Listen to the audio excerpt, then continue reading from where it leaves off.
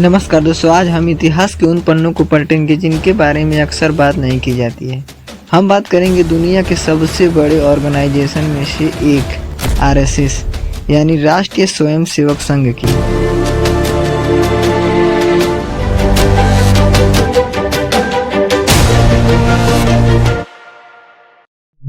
I know that I shall carry with me the pleasantest memories of my stay in the midst of the poor people of East London. 1925 का वह दौर जब भारत गुलामी की जंजीरों में जकड़ा हुआ था।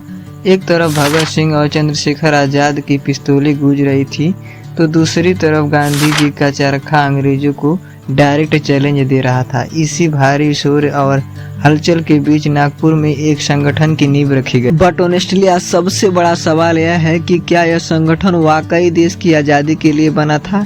आज हम उठाएंगे कुछ ऐसे कड़वे सवाल जिनका जवाब मिलना बहुत जरूरी है। जैसे जब देश के बड़े बड़े लेजेंड्स आज़ादी की जंग लड़ रहे थे तो यह संघ कहाँ था, और क्या यह संघ की विचारधारा वाकई कम्युनल थी, और सबसे इम्पोर्टेंट बात वह कौन से ऑर्गेनाइजेशन थे जो सबको साथ लेकर चलना चाहते थे, और वह आज कहाँ हैं। सबसे पहला और बड़ा सवाल, जब 1925 में संघ बना तो उसमें देश का कोई भी बड़ा चेहरा क्यों नहीं था।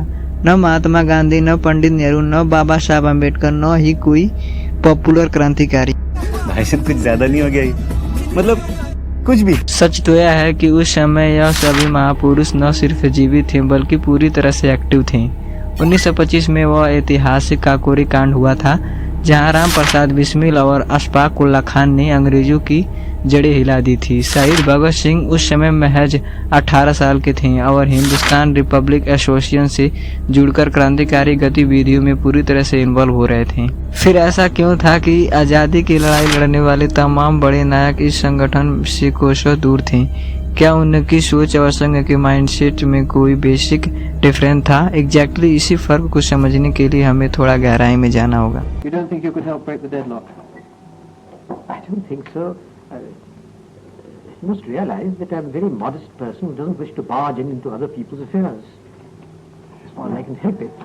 You have a reputation, sir, as a mediator. No, I don't wish to mediate. If my general friendly attitude helps people, well, it's all to the good. But sometimes this kind of interference is not good. इस बुनियादी फर्क को समझने के लिए हमें संघ के फाउंडर डॉक्टर केशव बलिराम हेडगेवार की साइकोलॉजी को समझना होगा। वह शुरुआती कांग्रेस में थे, लेकिन उन्होंने कांग्रेस से रिटायरमेंट ले लिया, यानी उसे छोड़ दिया। क्यों? क्योंकि उन्हें लगता था कि कांग्रेस मुस्लिमों को खुश करने की प्लीजमेंट पॉलिटिक्स कर रही है। डॉक्टर हेडगेवार का राष्ट्रवाद इंक्लूसिव नहीं था। बेसिकली उनका मानना था कि भारत एक मूल रूप से हिंदू राष्ट्र है, जहां गांधी जी अहिंसा की सीख दे रहे थे और भगत सिंह इक्वालिटी की बात कर रहे थे। वहां हेडगेवार का मानना था कि भारत की गुलामी का असली कारण है हिंदुओं का बिखराव था। उन्होंने संघ का स्ट्रक्चर इस तरह से डिजाइन किया कि उसमें केवल हिंदू पुरुषों के ही जगह दी गई। उन्होंने एक ऐसी फौज तैयार की जो अंग्रेजों से फ्रंट फुट पर लड़ने के बजाय अपने ही देश के दूसरे समुदाय के प्रति आक्रामक दिखने लगी। अनफॉर्चुनेटली यह नैरो रिलीजन्स आइडियोलॉजी देश को जोड़ने के बजाय विभाजन का रास्ता तैयार कर रही थी, और इसी विभाजन की सोच को लेकर आलोचकों का सीधा आरोप है कि संघ ने अंग्रेजों को फ्रंट पे लड़ने के बजाय अपना पूरा फोकस सांप्रदायिकता पर लगाया। संघ के बाद के संघ चालक M.S. गोलवलकर ने तो अपनी किताब में एक बहुत शॉकिंग बात लिख दी थी। उन्होंने साफ लिखा था कि गैर हिंदुओं को इस देश में बिना किसी राइट्स के हिंदुओं के अंडर होकर रहना होगा। क्या यह अंग्रेजों की डिवाइड एंड रूल की पॉलिसी में मदद नहीं कर रहा था? एग्जैक्टली यही वह सवाल है जो इतिहास हमसे पूछता है।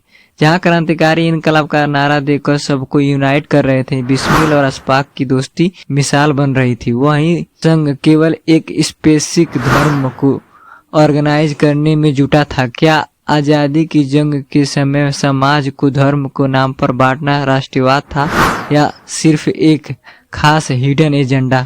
और दोस्तों, इसी हिडन एजेंडे और इतिहास की बहसों के बीच आज एक बहुत ही अजीब और कड़वा मोड़ हमारे सामने है। हम मुड़कर देखते हैं तो वह सारी आइडियोलॉजी जो जाति और धर्म से ऊपर उठकर भारतीयता की बात करती थी, वे या तो कमजोर पड़ गई या पूरी तरह से वैनिश हो गई। इस देश की सबसे बड़ी हैरानी है, गांधीवादी संस्थाएं आज सिर्फ एक सिंबलिक बनकर रह गई है और इतिहास के कई बड़े आंदोलन भुला दिए गए हैं। लेकिन दूसरी तरफ एक संगठन है जो कभी खत्म नहीं हुआ। आरएसएस तमाम आलोचनाओं और बैन लगने के बावजूद संघ आज सबसे ज्यादा पावरफुल है। आखिर क्यों? एक्चुअली क्या भारत का बहुजन संख्या समाज धीरे धीरे उस सेकुलर सोच से दूर हो गया जिस आजादी के दीवाने ने सींचा था, और क्या संघ की इस कामयाबी ने यह साबित कर दिया कि भारत में अल्टीमेटली रिलीजन और